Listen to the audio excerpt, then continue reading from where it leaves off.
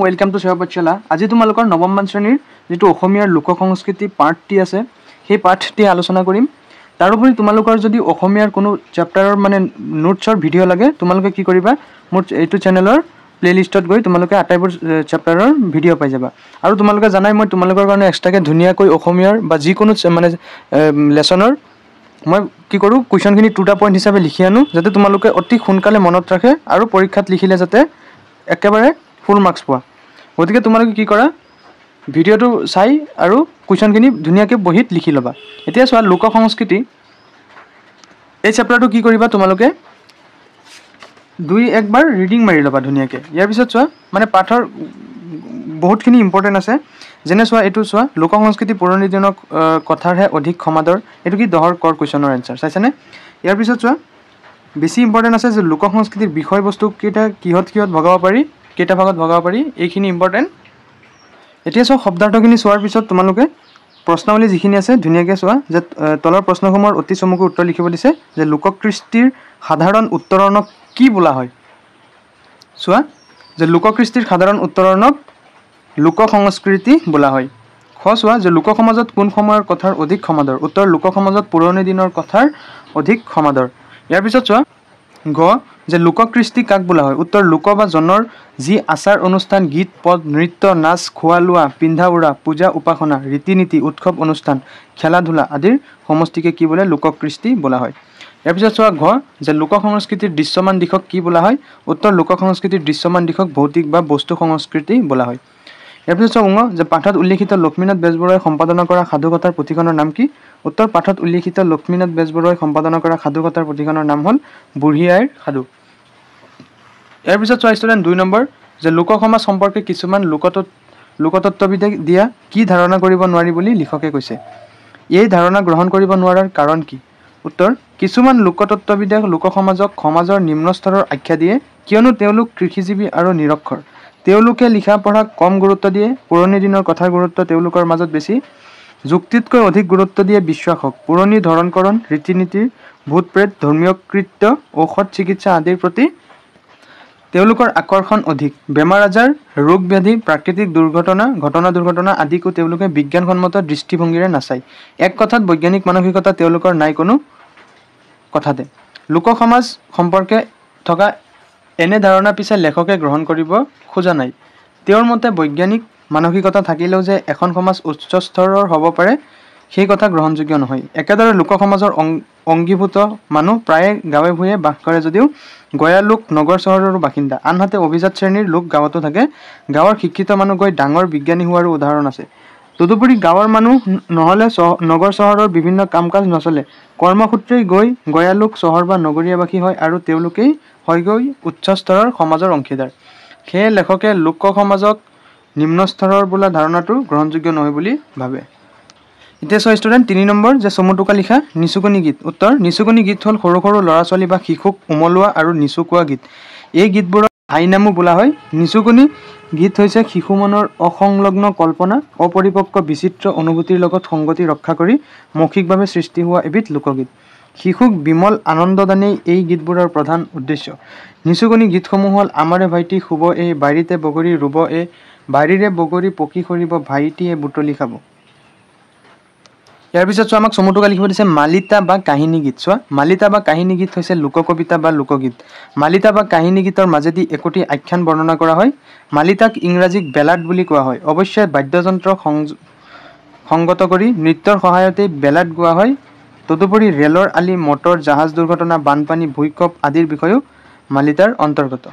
ইয়াৰ পিছত চোৱা, সাঁথৰ হৈছে কিছুমান প্ৰশ্নৰ সমষ্টি। এই প্ৰশ্নবোৰ সাধাৰণ ধৰণৰ নহয়, প্ৰহেলিকাময় বা পাক লগা ধৰণৰ হয়। সাঁথৰক দৃষ্টান্ত বুলিও কোৱা হয়। সাঁথৰ ভাঙিবলৈ সাধাৰণ জ্ঞানে কেতিয়াবা কাম দিলেও বেছিভাগ সময়তে ইয়াৰ বাবে প্ৰয়োজন হয় বুদ্ধিমত্তাৰ। পৃথিৱীৰ প্ৰায় সকলো ভাষাতে সাঁথৰ আছে। এতিয়া চোৱা, জনশ্ৰুতিৰ বিষয়ে চমু টোকা, যে অঞ্চল অনুযায়ী মানুহৰ মুখে মুখে যিবোৰ লোক ইতিহাস বিষয়ক ঘটনা বা কাহিনী পৰম্পৰাগতভাৱে চলি আহিছে সেইবোৰেই হ'ল জনশ্ৰুতি। এনে কাহিনী প্ৰচলিত অঞ্চলৰ জনসাধাৰণে সেই কাহিনীবোৰ সত্য ঘটনাৰ ইতিবৃত্ত বুলি ভাবে। ধৰ্মীয় বা ধৰ্মনিৰপেক্ষ দৃষ্টিকোণ এনে কাহিনীত পৰিলক্ষিত হ'ব পাৰে। নেক্সট চোৱা, জিকিৰ। উত্তৰ, জিকিৰ শব্দটোৰ অৰ্থ আৰবী জিকৰ শব্দৰ সৈতে একে। ইয়াৰ অৰ্থ স্মৰণ কৰা। মূলতঃ ইছলাম ধৰ্মৰ সৈতে জড়িত জিকিৰৰ প্ৰধান অৰ্থ হৈছে আল্লাহৰ নাম গুণ পুনঃ পুনঃ উচ্চাৰণ কৰা। জিকিৰৰ ৰচক হৈছে শ্বাহ মিলান বা আজান পীৰ বা আজান ফকীৰ। মুক্ত পৰিৱেশত আল্লাহক স্মৰণ কৰাটোৱেই হৈছে জিকিৰৰ ব্যৱস্থা। মূলতঃ ইছলাম ধৰ্মৰ বাণী প্ৰচাৰৰ অৰ্থে ৰচিত হ'লেও জিকিৰ অসমীয়া ভাষাৰ অমূল্য সম্পদ। ইয়াৰ পিছত চোৱা দেহ বিচাৰৰ গীত। চমুটোকা লিখিব দিছে যে বুঢ়া ভকত লোক বা সংসাৰত বিৰাগী লোক আদিয়ে হাতত তাল টোকাৰি বাখকৰ তাল বাদ্যযন্ত্ৰ বজাই গীত গাই চাউল পাত ঘৰে ঘৰে খুজি মাগি ফুৰে। এনে গীতেই দেহ বিচাৰৰ গীত। এই গীতবোৰ টোকাৰী গীতৰ অন্তৰ্গত। দেহ বিচাৰৰ গীতৰ মূল ভাৱ হৈছে জীৱন বিমুখিতা। দেহ বিচাৰৰ গীতবোৰত সহজ জান শৈৱ বৈষ্ণৱ আদি ধৰ্মৰ দাৰ্শনিক তত্ত্ব নিহিত হৈ আছে। ইয়াৰ পিছত চোৱা যে হুঁচৰি গীত। বহাগ বিহুত গাঁৱৰ ৰাইজে ঢোল পেঁপা তাল আদি লৈ ঘৰে ঘৰে গৈ গৃহস্থৰ মংগল কামনা কৰি সামূহিকভাৱে গোৱা বিহুৰ গীতেই হৈছে হুঁচৰি গীত। হুঁচৰি মূলতঃ পুৰুষৰ অনুষ্ঠান। এই গীতবোৰ সাধাৰণতে মৌনভাৱ বৰ্জিত গহীন গীত। হুঁচৰি গীতৰ জৰিয়তে আনন্দ লাভ কৰাৰ লগতে মানসিক শান্তিও পোৱা যায়। এতিয়া চোৱা ষ্টুডেণ্ট 4 নম্বৰ কুৱেশ্যন যে লোকজীৱন তিনিটা ভাগত বিভক্ত। লোকজীৱন কি তিনিটা ভাগত বিভক্ত? প্ৰত্যেকটি ভাগৰে চমু আভাস দিয়া। উত্তৰ চোৱা লোকজীৱন তিনিটা ভাগত বিভক্ত। সেইবোৰ হ'ল ক্ৰমে সামাজিক আচাৰ অনুষ্ঠান, ভৌতিক বা বস্তু সংস্কৃতি আৰু পৰিবেশ্য কলা। এতিয়া চোৱা আমি প্ৰত্যেকবোৰৰে কি লিখিম বহলাই লিখিম। প্ৰথমতে চোৱা সামাজিক আচাৰ অনুষ্ঠান। মানুহ সামাজিক প্ৰাণী। সমাজ পাতি বাস কৰা মানুহৰ মাজত পৰম্পৰাগতভাৱে প্ৰচলিত আছে কিছুমান লোকবিশ্বাস। তেনে লোকবিশ্বাসৰ আশ্ৰয়তে গঢ় লৈ সামাজিক আচাৰ অনুষ্ঠানে সমাজ আৰু পৰিয়ালৰ মাজত অনুষ্ঠিত কৃষি বা খেতি বাতি, জন্ম, বিবাহ, মৃত্যু আদি বিষয়ক ৰীতি নীতি, আচাৰ ব্যৱস্থা অনুষ্ঠান আদিয়ে হ'ল সামাজিক আচাৰ অনুষ্ঠান। সামাজিক আচাৰ অনুষ্ঠানক 4টা ভাগত ভগাব পাৰি, যেনে উৎসৱ অনুষ্ঠান, অৱসৰ বিনোদন আৰু খেল ধেমালি, লোক ঔষধ আৰু লোকধৰ্ম। এতিয়া চোৱা ভৌতিক বা সংস্কৃতি। ভৌতিক বা সংস্কৃতি হ'ল বস্তু সংস্কৃতি হ'ল লোক সংস্কৃতিৰ দৃশ্যমান দিশ। জীৱন ধাৰণৰ বাবে প্ৰয়োজনীয় সমল নিৰ্মাণ নাইবা খোৱা লোৱা বস্তু সামগ্ৰী আদিৰ ৰন্ধা বঢ়া প্ৰস্তুতি আদি হৈছে ভৌতিক সংস্কৃতিৰ অধ্যয়নৰ সামগ্ৰী। লোককলা, লোকশিল্প, লোকস্থপতিকলা, লোক আভৰণ আৰু লোকৰন্ধন প্ৰণালী আদি হৈছে ভৌতিক সংস্কৃতিৰ উপবিভাগ। নেক্সট চোৱা যে লোক পৰিবেশ্য কলা। যাক পৰিৱেশন কৰা হয় সিয়েই পৰিবেশ্য কলা। কোনো এটা সাধুকথা কোৱা বা লোকগীত গোৱাকে পৰিৱেশন কৰা বোলে এজন বা কেইবাজনো লোকে লোকবাদ্যযন্ত্ৰ, নৃত্যৰ পোচাক পৰিচ্ছদ আৰু দৃশ্য বিৱৰণীৰ সৈতে ৰূপায়ণ কৰা পদ্ধতিও পৰিবেশ্য কলাৰ অন্তৰ্গত। গীত, নৃত্য, নাটক, বাদ্যযন্ত্ৰ আদি পৰিবেশ্য কলাৰ পৰিসৰৰ ভিতৰুৱা। এতিয়া চোৱা ষ্টুডেণ্ট এই 5 নম্বৰ কুৱেশ্যন যিটো আছে বহলাই লিখা সামাজিক আচাৰ অনুষ্ঠান, লোক পৰিবেশ্য কলা আৰু ভৌতিক বা বস্তু সংস্কৃতি। এইটো এই 4 নম্বৰ যিটো 3টা ভাগ মই এইমাত্ৰ আলোচনা কৰিছোঁ সেইকেইটাতেই পৰে। গতিকে তোমালোকে 5 নম্বৰ কুৱেশ্যনটোৰ ইয়াৰ পৰা ষ্টাৰ্ট কৰিবা, মানে একেটা এনচাৰ। যেনে সামাজিক আচাৰ অনুষ্ঠানৰ বিষয়ে আমাক চমুটোকা লিখিব দিছে, বুজি পাইছানে? ইয়াৰ পিছত চোৱা 6 নম্বৰ কুৱেশ্যনটো যে লোকনাট কিহৰ সমষ্টি বুলি লিখকে কৈছে। এই শ্ৰেণীৰ নাটৰ সংলাপত ওপৰত গুৰুত্ব দিয়া হয়নে? তোমাৰ নিজৰ কথাৰে লিখা। উত্তৰ চোৱা লোকনাট গীত আৰু নৃত্যৰ সমষ্টি বুলি লিখকে কৈছে। সংলাপৰ তুলনাত গীত আৰু নৃত্যৰ গুৰুত্ব বেছি। লোকনাট সাধাৰণতে লোকৰ বাবে অৰ্থাৎ সাধাৰণ গাঁৱলীয়া হোজা লোকৰ বাবে পৰিৱেশিত হয়। নিৰক্ষৰ বা সাধাৰণতে কম পঢ়া শুনা কৰা লোকক কথাতকৈ গীত আৰু নৃত্যই অধিক আকৰ্ষণ কৰে। কথাংশ বা সংলাপে তেওঁলোকক চুই নাযায়, কিয়নো তেওঁলোকে যুক্তিতকৈ অধিক বিশ্বাসক গুৰুত্ব দিয়ে। তেওঁলোকৰ মাজত মৌখিক কথাৰ সমাদৰ বেছি। নৃত্য গীতৰ মাজত থকা ভাৱৰাশিৰে তেওঁলোকৰ চিন্তাক গতি দিয়ে। সংলাপে সেই গতিক দ্ৰুত নকৰে। সহজ সৰল গয়া লোকে নৃত্য গীতৰ মাজতে প্ৰয়োজনীয় সমল বিচাৰি পায়। এতিয়া চোৱা 7 নম্বৰ কুৱেশ্যন যে লোকসাহিত্যক কেইটা আৰু কি উপভাগত ভগাব পাৰি? ভাগবোৰৰ নাম লিখা। উত্তৰ লোকসাহিত্যক 5টা উপভাগত ভগাব পাৰি। এক হৈছে লোক বা মৌখিক কবিতা বা বাচিক কবিতা বা লোকগীত। 2 হৈছে গদ্যধৰ্মী লোককথা। 3 হৈছে প্ৰবচন, বচন, লোকোক্তি, যোজনা, পটন্তৰ। 4 হৈছে সাঁথৰ আৰু লোকভাষা। নেক্সট 8 নম্বৰ যে ভৌতিক বা বস্তু সংস্কৃতিৰ অধ্যয়নৰ সামগ্ৰী কি? ইয়াৰ উপবিভাগ কি? উত্তৰ জীৱন ধাৰণৰ বাবে প্ৰয়োজনীয় সমল নিৰ্মাণ নাইবা খোৱা লোৱা বস্তু সামগ্ৰী আদিৰ ৰন্ধা বঢ়া প্ৰস্তুতি আদি হৈছে ভৌতিক সংস্কৃতিৰ অধ্যয়নৰ সামগ্ৰী। ভৌতিক সংস্কৃতিৰ উপবিভাগ কেইটা হৈছে লোককলা, লোকশিল্প, লোকস্থাপত্য কলা আৰু লোক আভৰণ আৰু লোকৰন্ধন প্ৰণালী। নেক্সট 9 নম্বৰ কুৱেশ্যন অ' মাই যশোদা হে মাই হে যশোদা গীতটি কোনে লিখিত ৰূপ দিছে? উত্তৰ ভূপেন হাজৰিকাদেৱে। 10 চোৱা তাৎপৰ্য লিখিব দিছে যে ক হৈছে লোক সংস্কৃতি পুৰণি হৈও নতুন হৈও পুৰণি।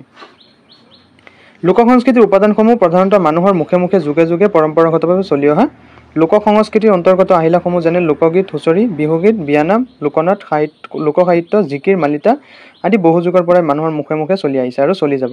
কেৱল মাত্ৰ এটা পিঢ়িৰ পৰা আন এটা পিঢ়িলৈ ই সম্প্ৰসাৰিত হৈছে। এনে হতে কৰবাত ই হয়তো ৰূপ সলাই নতুন ৰূপ লৈছে। শিক্ষিত লোকৰ হাতত পৰি আধুনিক বা সম্পাদিত ৰূপ পাইছে। উদাহৰণস্বৰূপে লক্ষ্মীনাথ বেজবৰুৱাদেৱে বুঢ়ী আইৰ সাধুখন সম্পাদিত কৰি নতুন ৰূপত প্ৰকাশ কৰি উলিয়াইছিল। অথচ ইয়াত থকা সাধুসমূহ কিন্তু যুগে যুগে আইতাসকলৰ মুখে মুখে চলি অহা সাধুৱেই। একেদৰে অ' মাই যশোদা সেই শীৰ্ষক গীতটিও ডক্টৰ ভূপেন হাজৰিকাদেৱে নতুনকৈ লিখি গাইছিল। গতিকে দেখা যায় যে লোক সংস্কৃতিৰ বস্তুসমূহ কালৰ পিছত কাল ধৰি এনেদৰে চলি অহা। সেইবাবে আমি ক'ব পাৰোঁ যে লোক সংস্কৃতি পুৰণি হৈও নতুন আৰু নতুন হৈও পুৰণি।